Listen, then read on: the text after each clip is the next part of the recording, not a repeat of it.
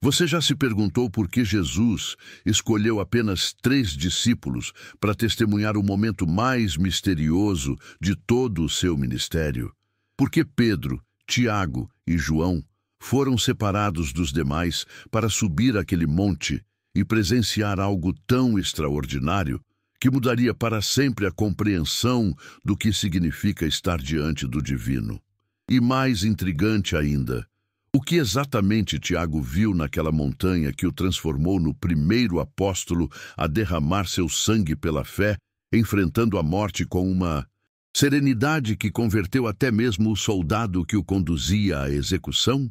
Hoje você vai descobrir verdades arqueológicas fascinantes, significados linguísticos profundos e conexões históricas que revelam um mistério preservado através dos séculos, conectando a experiência mística do Monte da Transfiguração com a jornada espiritual que milhões ainda percorrem até hoje.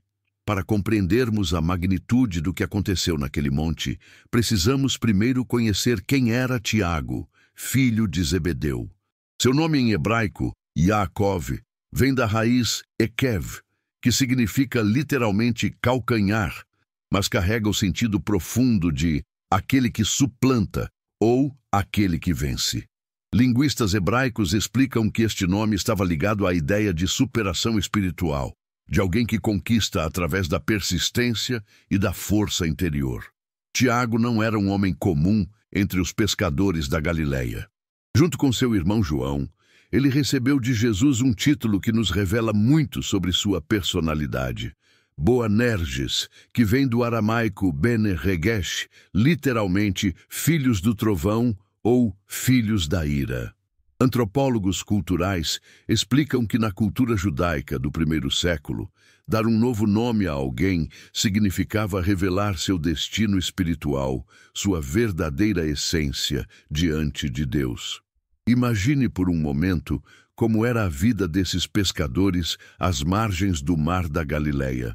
Arqueólogos descobriram recentemente em escavações na antiga Betsaida que as famílias de pescadores daquela região não eram simplesmente pobres trabalhadores como frequentemente imaginamos.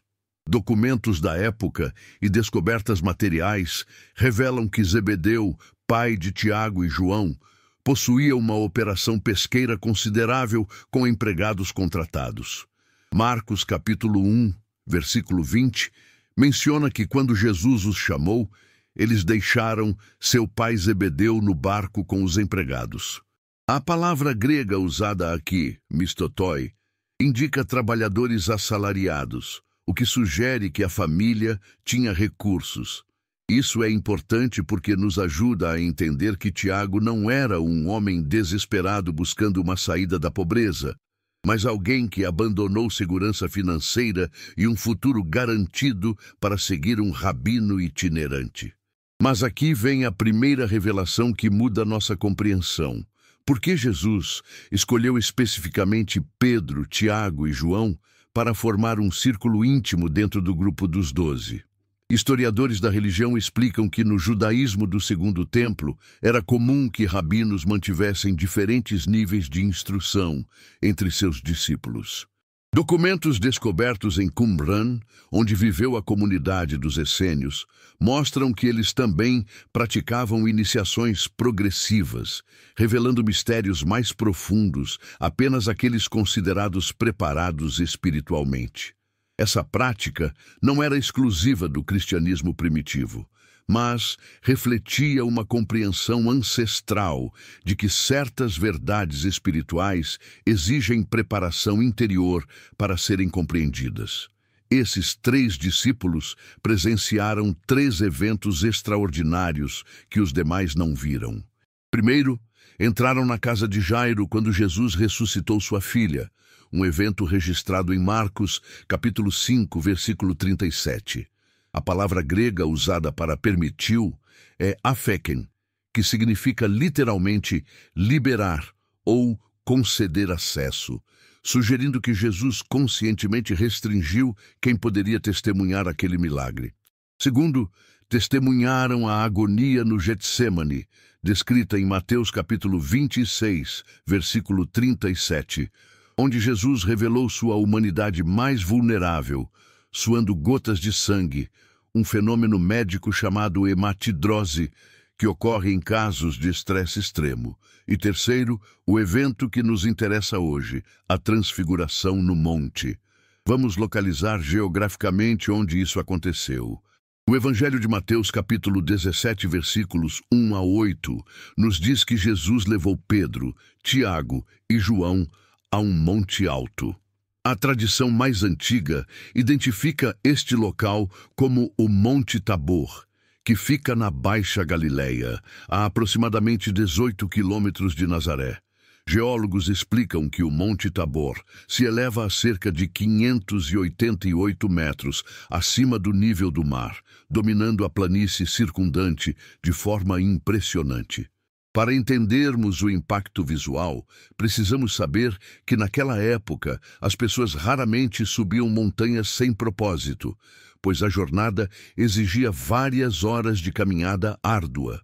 O simples ato de Jesus escolher subir aquele monte já indicava que algo extraordinário estava prestes a acontecer.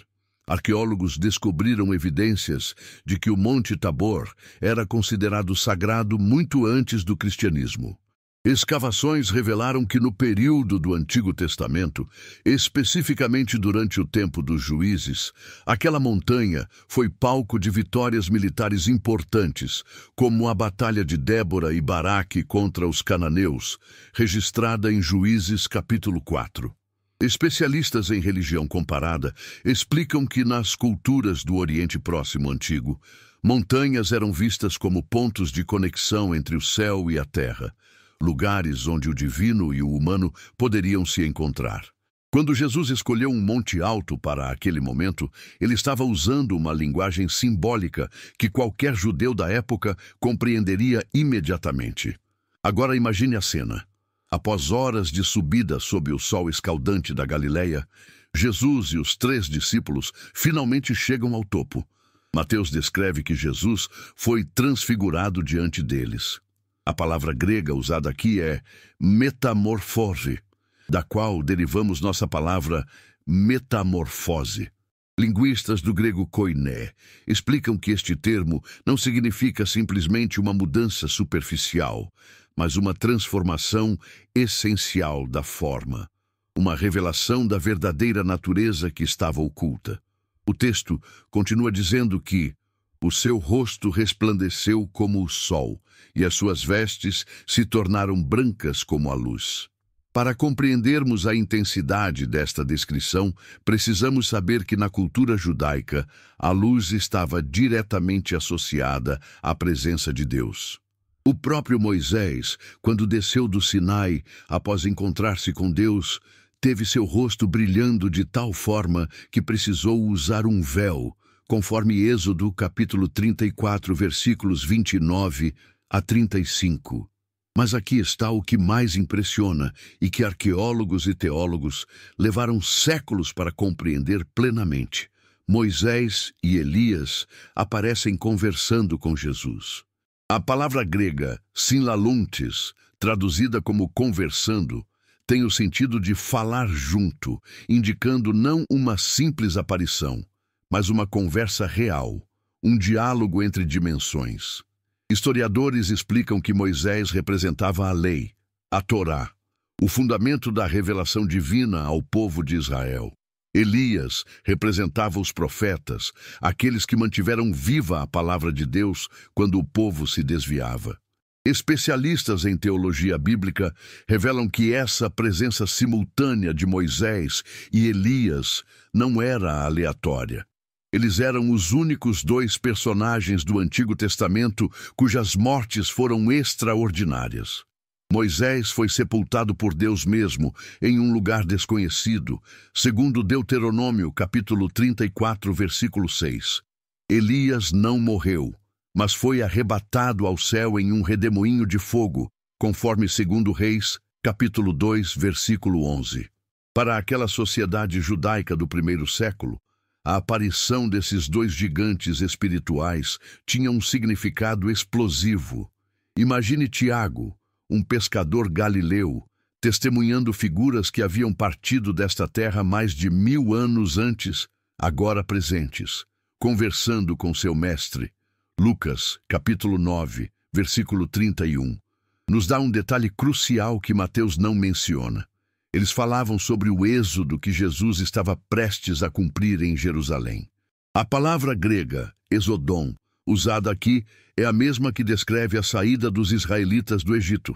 Linguistas explicam que isso conecta diretamente a morte e ressurreição de Jesus com a maior libertação da história de Israel, sugerindo que um novo e definitivo êxodo estava prestes a acontecer. E aqui chegamos a um detalhe fascinante que poucos percebem. Dos 3 discípulos presentes, Tiago é o único que não fala durante todo o evento. Pedro, impetuoso como sempre, sugere construir 3 tendas, uma para Jesus, uma para Moisés e uma para Elias. João registraria décadas depois sua experiência no Evangelho. Mas Tiago permanece em silêncio absoluto nos relatos. Estudiosos de narrativa bíblica explicam que esse silêncio não é acidental ou uma omissão dos evangelistas. Na literatura antiga do Oriente Próximo, o silêncio era frequentemente usado para indicar compreensão profunda, uma experiência tão intensa que transcendia as palavras. Antropólogos culturais revelam que nas tradições místicas judaicas, especialmente na literatura apocalíptica do período do Segundo Templo, o silêncio diante de visões divinas era sinal de que o vidente havia compreendido mistérios que não podiam ou não deviam ser expressos verbalmente. Mas o que exatamente Tiago viu que o deixou em silêncio reverente? Para respondermos isso, precisamos examinar o que acontece em seguida. Mateus capítulo 17, versículo 5 diz: Estando ele ainda a falar, eis que uma nuvem luminosa os cobriu. E da nuvem uma voz dizia: Este é o meu filho amado, em quem me comprazo, escutai-o.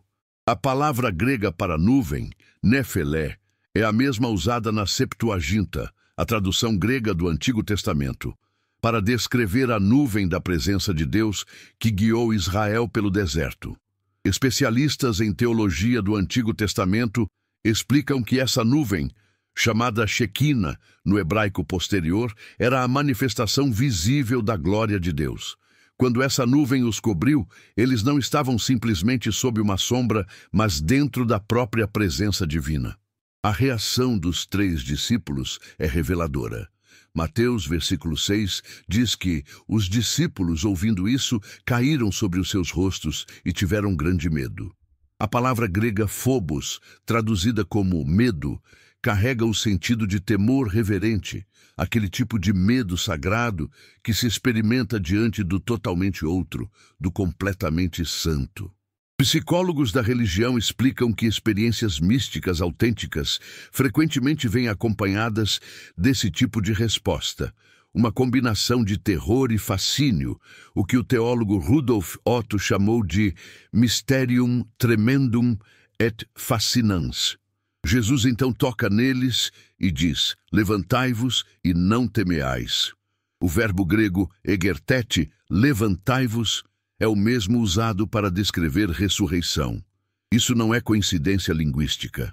Especialistas em narrativa dos evangelhos revelam que Mateus está fazendo uma conexão deliberada. O toque de Jesus, que levanta os discípulos do chão, prefigura o poder que levantará os mortos. E aqui vem uma instrução misteriosa que abre a porta para o segredo perdido. Quando descem do monte, Jesus ordena em Mateus capítulo 17, versículo 9, a ninguém conteis a visão, até que o Filho do Homem seja ressuscitado dentre os mortos. A palavra grega orama, traduzida como visão, não significa simplesmente algo que eles viram, mas uma revelação espiritual, algo que requer interpretação. Por que Jesus impõe esse silêncio? Historiadores da Igreja Primitiva explicam que, no judaísmo do primeiro século, existia uma forte tradição de segredo messiânico, a ideia de que certas verdades sobre o Messias não deviam ser divulgadas antes do tempo certo. Mas havia algo mais. Documentos descobertos entre os manuscritos do Mar Morto mostram que comunidades judaicas daquela época praticavam o que chamavam de disciplina do arcano, guardando certos ensinamentos apenas para os iniciados. Jesus não estava inventando algo novo, mas seguindo um padrão de sabedoria ancestral. Há verdades que só podem ser compreendidas após preparação adequada. E aqui está o que muda tudo, confirmado tanto pelas Escrituras quanto pela história. Tiago nunca quebrou esse silêncio de forma pública. Ele foi o primeiro apóstolo a ser martirizado, executado pela espada sob ordens de Herodes Agripa, conforme registrado em Atos, capítulo 12, versículo 2, por volta do ano 44 depois de Cristo. Historiadores calculam que isso aconteceu apenas cerca de 14 anos após a ressurreição de Jesus. Mas tradições cristãs antigas, preservadas em textos como o Apocalipse de Tiago, encontrado na biblioteca de Nag Hammadi, no Egito, em 1945, sugerem que Tiago transmitiu certos ensinamentos de forma oral e secreta antes de sua morte. Arqueólogos ficaram impressionados ao descobrir que esses textos gnósticos, embora não canônicos, preservam tradições extremamente antigas sobre Tiago. O Apocalipse de Tiago descreve diálogos entre Jesus e Tiago, onde são revelados mistérios sobre a natureza da alma, a verdadeira identidade do Cristo interior e o processo de iluminação espiritual. Especialistas em cristianismo primitivo explicam que, embora esses textos contenham elementos teológicos que a Igreja considerou heréticos, eles também preservam memórias históricas reais sobre o que certos círculos cristãos antigos acreditavam que Tiago havia ensinado. O relato do martírio de Tiago contém um detalhe extraordinário preservado por Eusébio de Cesareia, historiador do século IV, citando Clemente de Alexandria do século II. Segundo essa tradição, quando Tiago estava sendo levado à execução, ele demonstrou tal serenidade e sua face brilhava com tamanha paz que o soldado encarregado de executá-lo, impressionado, se converteu ali mesmo e pediu para ser martirizado junto com ele. Esse relato, embora não esteja na Bíblia canônica, foi considerado autêntico por historiadores da Igreja primitiva. O mais fascinante é a descrição de que o rosto de Tiago brilhava. Isso não seria um eco direto do que ele testemunhou no Monte da Transfiguração? A luz que ele viu em Jesus havia se tornado parte dele mesmo? Para entendermos o verdadeiro significado do que Tiago experimentou, precisamos examinar o conceito de transfiguração mais profundamente. Teólogos ortodoxos orientais, que preservaram tradições místicas do cristianismo primitivo, explicam que a luz vista no Monte Tabor não era criada, mas increada, a própria energia divina, tornando-se visível. Eles citam o conceito grego de theosis, divinização, a ideia de que o propósito da salvação não é apenas perdão de pecados, mas transformação do ser humano à imagem de Deus. Segundo essa compreensão, o que Jesus revelou no monte não foi algo externo a ele, que veio sobre ele temporariamente, mas sua natureza divina, que estava sempre presente, mas normalmente velada por sua humanidade. Se isso é verdade, então o segredo que Tiago viu não era apenas sobre quem Jesus era, mas sobre quem os seres humanos são chamados a se tornar. Paulo, escrevendo aos Coríntios décadas depois, usa linguagem notavelmente similar à da transfiguração. Mas todos nós, com o rosto descoberto, refletindo como um espelho a glória do Senhor, somos transformados de glória em glória na mesma imagem, como pelo Espírito do Senhor.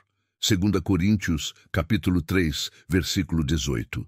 A palavra grega metamorphou meta, somos transformados, é a mesma raiz de metamorfote usada para descrever a transfiguração de Jesus. Paulo está dizendo que a mesma transformação que Jesus manifestou no monte está disponível para todos os crentes através do Espírito Santo.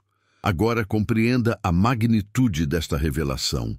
Tiago viu no monte não apenas a divindade de Jesus, mas o destino glorioso de toda a humanidade redimida. Ele testemunhou o que os seres humanos foram criados para ser antes da queda e o que se tornarão novamente na ressurreição. Isso explica por que ele pôde enfrentar o martírio com tal paz. Ele não estava simplesmente esperando ir para o céu após a morte. Ele havia visto, tocado e experimentado uma realidade transfigurada e sabia com absoluta certeza que a morte física não era o fim, mas uma passagem para uma transformação ainda maior. Mas aqui está onde a história se torna ainda mais misteriosa e fascinante. Tradições cristãs preservadas na Espanha afirmam que antes de seu martírio em Jerusalém, Tiago viajou até a Península Ibérica, levando o Evangelho. Historiadores debatem a veracidade histórica dessa tradição, mas o que é indiscutível é que séculos depois, por volta do ano 820, um ermitão chamado Pelágio reportou ter sido guiado por estrelas até um campo onde descobriu um túmulo antigo, que foi identificado como o de Tiago. O local tornou-se conhecido como Santiago de Compostela, nome que vem do latim Campus Stellae, Campo da Estrela. Arqueólogos confirmam que no local existe de fato um túmulo muito antigo, embora seja impossível verificar com certeza de quem são os restos mortais. O que é extraordinário é o que aconteceu em seguida. O túmulo se tornou um dos 3 maiores centros de peregrinação do cristianismo, junto com Jerusalém e Roma. Milhões de pessoas ao longo dos últimos 1.200 anos percorreram o caminho de Santiago, uma jornada de aproximadamente 800 quilômetros através do norte da Espanha. Antropólogos culturais explicam que essa peregrinação manteve características de uma iniciação espiritual. Os peregrinos caminham por semanas, enfrentando desafios físicos, solidão e introspecção forçada, chegando ao final transformados. A tradição popular diz que a Via Láctea aponta o caminho até Santiago de Compostela. De fato, em noites claras, a galáxia parece formar uma estrada celeste na direção oeste, para onde os peregrinos caminham. Astrônomos explicam que isso é uma coincidência geográfica, mas espiritualmente a conexão é profunda. A luz celestial que guia os peregrinos até o túmulo de Tiago ecoa a luz divina que ele testemunhou no Monte da Transfiguração. O caminho físico através da Espanha torna-se uma metáfora da jornada interior da alma em direção à iluminação espiritual. Estudiosos de misticismo cristão revelam que, ao longo da Idade Média, muitos peregrinos do Caminho de Santiago reportaram experiências místicas, visões e transformações profundas de consciência. Alguns historiadores da espiritualidade argumentam que o caminho preservou, de forma prática e vivencial, algo do ensinamento secreto de Tiago, que a jornada espiritual não é apenas sobre crenças corretas, mas sobre transformação real da pessoa, sobre fazer a luz divina brilhar através da própria vida. Agora voltemos à questão central. O que exatamente a Igreja escondeu? A resposta não é simples nem conspiratória. O que aconteceu foi mais sutil. À medida que o cristianismo se institucionalizou, especialmente após se tornar a religião oficial do Império Romano no século IV, houve um movimento natural de padronização doutrinal. As experiências místicas, as visões, as revelações pessoais começaram a ser vistas com suspeita. A Igreja, compreensivelmente preocupada em manter unidade e ortodoxia contra inúmeras heresias que surgiam, enfatizou cada vez mais a autoridade externa, dos bispos, dos concílios, das escrituras interpretadas oficialmente. Historiadores da Igreja explicam que nesse processo a dimensão mística e experiencial da fé, tão central nos primeiros séculos, foi progressivamente marginalizada. Textos que enfatizavam experiências diretas de Deus, transformação interior e iluminação espiritual foram considerados perigosos. Muitos foram destruídos, outros preservados apenas em comunidades monásticas isoladas. O Apocalipse de Tiago e outros textos similares não foram incluídos no cânon bíblico não necessariamente porque eram falsos, mas porque representavam uma abordagem da fé que a igreja institucional considerava difícil de controlar e propensa a interpretações individuais excessivas. Mas o que se perdeu nesse processo? Teólogos contemporâneos reconhecem que perdemos algo precioso: a compreensão de que o cristianismo não é apenas sobre acreditar em fatos históricos corretos sobre Jesus, mas sobre ser transformado por seu Espírito. A transfiguração não foi apenas um evento do passado que comprovava a divindade de Jesus. Foi uma revelação do destino humano, uma demonstração visual do que significa ser cheio do Espírito Santo, refletir a glória de Deus e viver na luz divina aqui e agora. O segredo perdido que Tiago viu e que foi parcialmente obscurecido, mas nunca completamente apagado, é este: a transfiguração não foi apenas de Jesus, foi o despertar da visão espiritual no homem. Tiago e os outros 2 discípulos não apenas viram Jesus mudado, eles próprios foram mudados no processo de ver.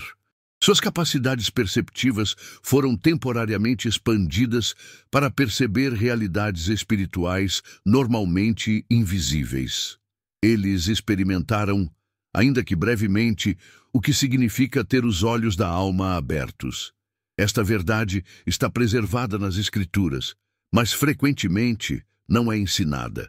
Jesus disse em Mateus, capítulo 5, versículo 8: Bem-aventurados os limpos de coração, porque eles verão a Deus. O verbo grego opsetai, verão, está no futuro, mas Jesus não está falando apenas sobre o céu depois da morte. Está falando sobre uma capacidade de percepção espiritual que se desenvolve nesta vida à medida que o coração é purificado. Tiago, João e Pedro tiveram um vislumbre antecipado desta visão bem-aventurada no Monte Tabor. A tradição ortodoxa oriental preservou este ensinamento melhor que o cristianismo ocidental. Eles falam da resiquia, quietude interior, e da oração do coração como caminhos para experimentar a luz increada de Deus.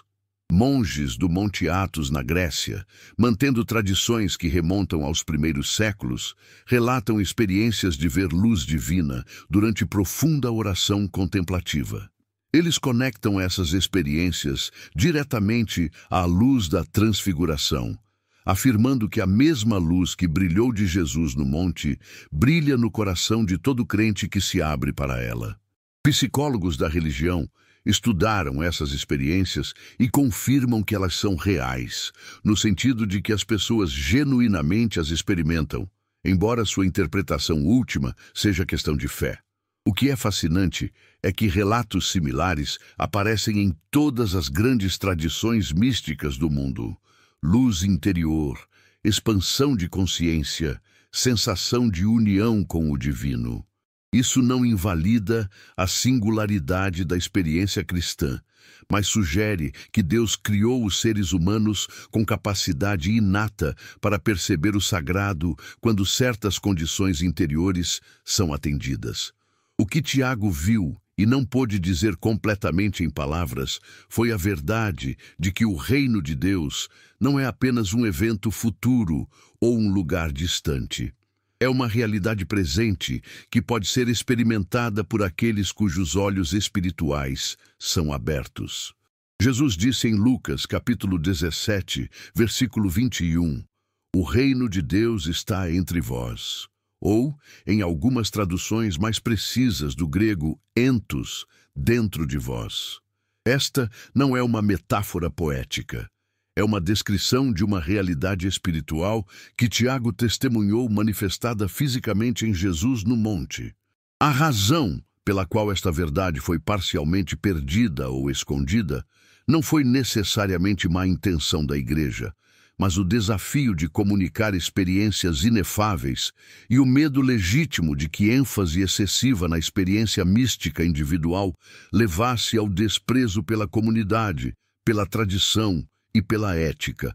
Mas negar ou minimizar a dimensão experiencial e transformadora da fé em favor de apenas crença intelectual e conformidade moral é perder o coração do Evangelho.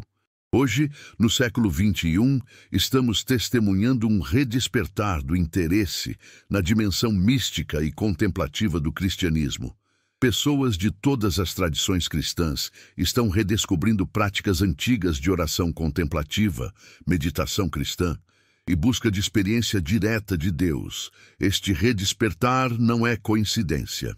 É o Espírito Santo restaurando algo que foi perdido, trazendo de volta à consciência coletiva o segredo que Tiago viu, que somos chamados não apenas para crer em Jesus, mas para ser transformados nele, para refletir sua luz, para experimentar em graus crescentes a glória que ele manifestou no monte. O convite que a transfiguração nos faz não é para especular sobre mistérios teológicos abstratos, mas para embarcar na jornada de transformação. Assim como os peregrinos caminham por semanas até Santiago de Compostela, buscando algo que não podem nomear completamente, assim somos chamados a caminhar o caminho interior da purificação do coração, da quietude da mente e da abertura ao Espírito Santo. Esta jornada não é fácil nem rápida. Tiago levou anos caminhando com Jesus antes de estar pronto para ver o que viu no monte. E mesmo depois de ver, ele precisou descer novamente, viver entre pessoas comuns, enfrentar dúvidas e desafios, antes de finalmente brilhar com a luz que testemunhara no momento de seu martírio. Se esta revelação histórica e espiritual tocou seu coração como tocou o de milhões ao longo dos séculos que seguiram Tiago no caminho da fé radical, então você está sendo chamado a algo maior que simplesmente acumular informação religiosa. Você está sendo convidado à experiência transformadora, a ver com olhos novos, a permitir que a luz divina que brilhou em Jesus no Monte Tabor comece a brilhar também em você, não através de esforço humano ou técnicas especiais, mas através de abertura simples e sincera ao Espírito Santo, que ainda hoje transfigura aqueles que se entregam completamente a Deus. A pergunta que fica não é o que Tiago viu exatamente em termos descritivos, mas o que você está disposto a ver.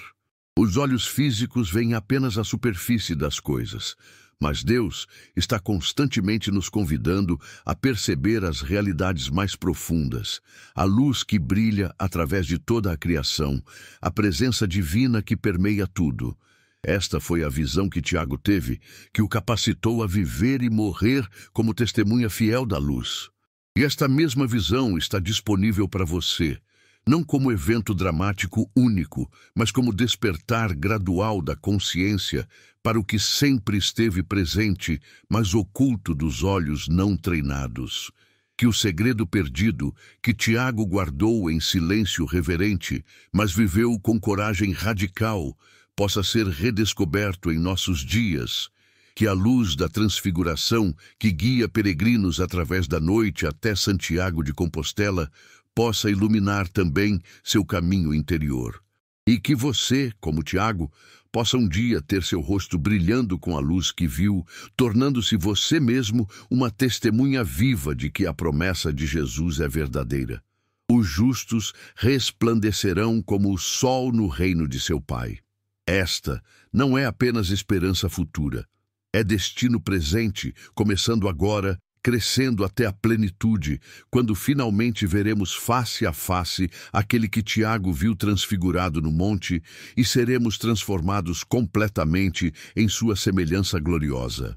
Que o segredo perdido que Tiago guardou em silêncio reverente, mas viveu com coragem radical, possa ser redescoberto em nossos dias. Que a luz da transfiguração, que guia peregrinos através da noite até Santiago de Compostela, possa iluminar também seu caminho interior. E que você, como Tiago, possa um dia ter seu rosto brilhando com a luz que viu, tornando-se você mesmo uma testemunha viva de que a promessa de Jesus é verdadeira. Os justos resplandecerão como o sol no reino de seu Pai. Esta não é apenas esperança futura, é destino presente, começando agora, crescendo até a plenitude, quando finalmente veremos face a face aquele que Tiago viu transfigurado no monte e seremos transformados completamente em sua semelhança gloriosa. Mas há ainda outra camada desta revelação que precisa ser desvendada, uma dimensão que conecta a experiência de Tiago com algo que estava acontecendo simultaneamente em todo o mundo antigo. Historiadores das religiões descobriram que o primeiro século foi um período de extraordinário fervor espiritual em múltiplas culturas. No Egito, os terapeutas, uma comunidade judaica contemplativa, descrita pelo filósofo Filo de Alexandria, praticavam meditação profunda buscando união com o divino. Na Índia, o budismo Mahayana estava desenvolvendo conceitos sobre a natureza búdica interior que todos possuem. Na Grécia, os mistérios eleusinos prometiam iniciação em verdades ocultas sobre a vida após a morte. O que torna a transfiguração única não é apenas que ela aconteceu, mas que ela foi presenciada, documentada e transmitida através de uma tradição que preservou sua historicidade, enquanto mantinha seu poder transformador. Especialistas em fenomenologia religiosa explicam que o que diferencia a experiência cristã da transfiguração de outras experiências místicas da época é sua concretude histórica. Não se trata de um mito atemporal ou de uma alegoria filosófica, mas de um evento que homens reais testemunharam em um lugar específico, em um momento definido da história. Pedro, décadas depois, escrevendo sua segunda epístola, ainda se referia a esse evento com a vivacidade de quem nunca esqueceu. Porque não vos fizemos saber a virtude e a vinda de nosso Senhor Jesus Cristo, seguindo fábulas artificialmente compostas, mas nós mesmos vimos a sua majestade. 2 Pedro capítulo 1, versículo 16. A palavra grega megaleiotes, traduzida como majestade, significa literalmente grandeza sublime, aquilo que transcende a escala humana normal de experiência. O que arqueólogos e historiadores têm descoberto nas últimas décadas adiciona profundidade fascinante à nossa compreensão do contexto da transfiguração. Escavações no Monte Tabor revelaram que no período bizantino, entre os séculos 4 e 7, 3 igrejas foram construídas no topo da montanha, aparentemente correspondendo às 3 tendas que Pedro quis construir para Jesus, Moisés e Elias. Isso demonstra que a tradição que identificava o Tabor como local da transfiguração era forte e antiga. Mais significativo ainda, documentos descobertos mostram que peregrinos cristãos subiam aquele monte desde o século II, buscando experiências espirituais no local onde Pedro, Tiago e João haviam sido transformados. A geografia espiritual do cristianismo primitivo revela um padrão intrigante. Enquanto Jerusalém era o centro da morte e ressurreição de Jesus, e Belém celebrava seu nascimento, o Monte Tabor tornou-se o lugar da revelação da glória divina. Antropólogos da peregrinação explicam que esses 3 locais formavam uma espécie de triângulo sagrado na consciência dos primeiros cristãos. Jerusalém representava a descida de Deus à condição humana mais extrema, a morte na cruz. Belém simbolizava a encarnação, Deus assumindo forma humana. Mas o Tabor mostrava algo diferente, a humanidade elevada à participação na divindade, o destino glorioso que aguarda aqueles que são unidos a Cristo. Teólogos patrísticos, os pais da Igreja dos primeiros séculos, escreveram extensivamente sobre a transfiguração. Agostinho de Hipona, no século V, interpretou o evento como uma revelação pedagógica de Jesus aos discípulos, preparando-os para não escandalizarem com a cruz. Mas foi nos escritos dos padres orientais que encontramos compreensões mais profundas. Gregório Palamas, teólogo bizantino do século XIV, desenvolveu toda uma teologia da luz increada baseada na transfiguração. Ele argumentava que a luz vista no monte não era um fenômeno físico temporário, mas a energia divina eterna, tornada perceptível aos olhos humanos purificados pela graça. O que é notável sobre a teologia de Palamas é que ela foi desenvolvida em resposta a experiências reais de monges que relatavam ver luz divina durante oração profunda.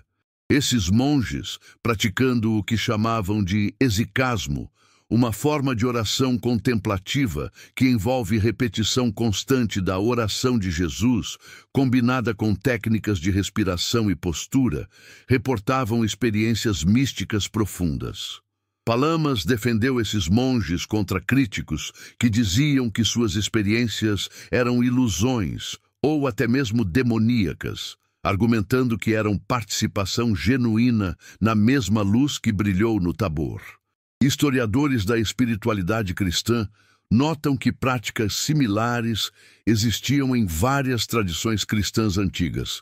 Os padres do deserto no Egito, começando no século III, desenvolveram elaboradas disciplinas de oração e ascetismo, buscando o que chamavam de apatheia, não indiferença emocional, mas liberdade das paixões desordenadas que obscurecem a visão de Deus.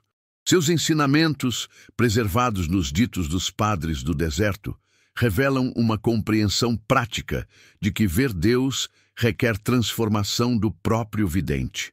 Como disse Santo Antão do Egito, aquele que conhece a si mesmo, conhece a Deus. Esta conexão entre autoconhecimento e conhecimento de Deus, entre purificação interior e visão divina, forma o coração do segredo que Tiago aprendeu no monte. A luz que ele viu não era apenas externa a ele, algo para ser observado objetivamente. Era uma luz que simultaneamente revelava e transformava. Filósofos da consciência religiosa explicam que este é um princípio fundamental da experiência mística. O conhecedor, o conhecido e o ato de conhecer não são totalmente separáveis. Ver a glória de Deus muda aquele que vê. Há também uma dimensão profética na experiência de Tiago que raramente é explorada. Quando ele viu Moisés e Elias conversando com Jesus sobre o êxodo que seria cumprido em Jerusalém, ele estava testemunhando não apenas o passado e o presente, mas o futuro. Estudiosos de apocalíptica judaica explicam que na compreensão judaica do tempo, passado, presente e futuro não são compartimentos isolados, mas dimensões interconectadas da realidade. No monte, essa estrutura temporal normal foi transcendida. Tiago viu figuras do passado remoto presentes no momento atual, discutindo eventos futuros. Ele experimentou o que os físicos modernos chamariam de não linearidade temporal, embora em um contexto espiritual em vez de físico. Esta experiência preparou Tiago para seu papel profético na igreja primitiva. Embora saibamos menos sobre o ministério de Tiago do que sobre Pedro ou Paulo, os fragmentos que possuímos sugerem que ele tinha autoridade especial. Quando Herodes Agripa decidiu perseguir a liderança da igreja em Jerusalém, conforme Atos capítulo 12, ele escolheu Tiago como sua primeira vítima. Historiadores da perseguição romana explicam que autoridades geralmente visavam primeiro aqueles que percebiam como líderes mais influentes ou perigosos. A escolha de Tiago sugere que ele ocupava posição de proeminência significativa na comunidade cristã. O historiador judeu Joséfo, escrevendo no final do século I, menciona brevemente a execução de Tiago, irmão de Jesus. Mas alguns manuscritos e tradições antigas sugerem que pode ter havido confusão ou fusão entre diferentes Tiagos. O que é indiscutível é que um Tiago foi martirizado cedo, tornando-se o protomártir entre os apóstolos. Este título, primeiro mártir apostólico, carrega peso teológico. Mártires em grego significa testemunha.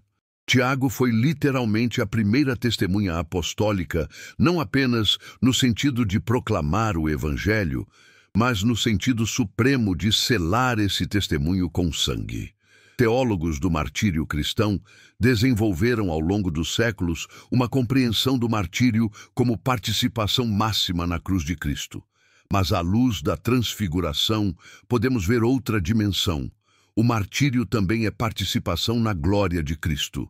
Quando Estevão, o primeiro mártir cristão não apostólico, foi apedrejado, Atos capítulo 7, versículo 55, diz que, cheio do Espírito Santo, fixando os olhos no céu, viu a glória de Deus e Jesus, que estava à direita de Deus.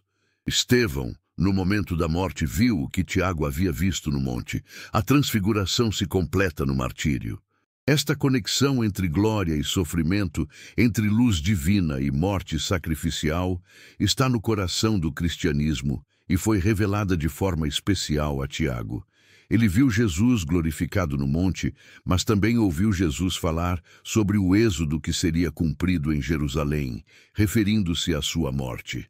Ele aprendeu que o caminho para a glória passa através da cruz, que a luz mais brilhante resplandece na escuridão mais profunda, que a vida verdadeira vem através da morte ao ego. Psicólogos transpessoais, estudando estágios de desenvolvimento espiritual, identificaram padrões similares em múltiplas tradições: morte do ego, noite escura da alma e renascimento em consciência expandida. O cristianismo não inventou esse padrão, mas o revelou de forma definitiva e histórica na pessoa de Jesus e na experiência daqueles que o seguiram intimamente. Tiago viveu esse padrão completamente, da transfiguração ao martírio, tornando-se modelo para todos os que viriam depois. O legado de Tiago, então, não é apenas o caminho de Santiago na Espanha, embora esse seja símbolo poderoso. Seu legado verdadeiro é a demonstração vivida de que a visão da glória divina não é escape da realidade, mas capacitação para enfrentar a realidade mais plenamente. Os místicos que fogem do mundo em busca de experiências espirituais podem ter experiências genuínas, mas perdem algo essencial.